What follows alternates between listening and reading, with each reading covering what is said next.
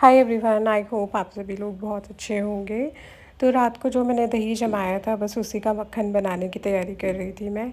Side by side मैंने सोचा सब्ज़ी की भी तैयारी कर लेती हूँ, तो मैं आज आलू और प्याज की सब्ज़ी बनाने वाली थी। मैंने चॉपिंग कर ली थी, फिर मैं मक्खन को भी देख रही थी। मैंने उसमें बर्फ़ डाली थी क्योंकि अभी भी थोड़ी सी गर्मी की वजह से मक्खन निकल नहीं पा रहा था। फिर मैंने अपनी कॉफ़ी तैयार की, कॉफ़ी भी पी ली थी। कॉफ़ी पीते पीते मुझे याद आया कि अभी तो काम बाकी है, तो मैंने थोड़ा स्पीड अप किया और फिर मैं रोटियां सेकने लग गई थी।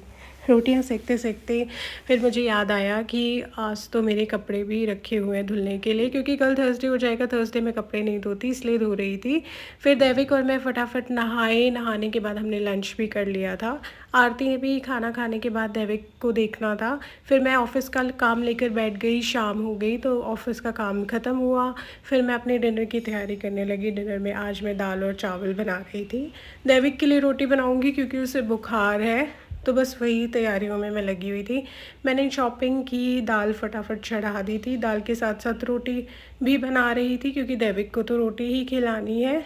उसके बाद फिर दैविक को खाना खिलाने का मैंने सोचा पहले ही खिला देती हूँ, क्योंकि वो फिर राइस के लिए ज़िद करेगा।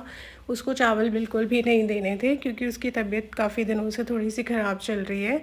तो फिर मैंने भी अपना खाना डाल लिया था। खाना डालने के बाद मैंने सोचा फटाफट मैं भी डिनर कर लेती हूँ। रोहित ने भी खाना खा लिया था। मैं बस खाना ही खा रही थी, इतने में मेरी हाउस हेल्प आ गई थी यूटेंसिल क्लीनिंग के लिए। आज के लिए इतना ही, बस आपसे मिलती हूँ कल।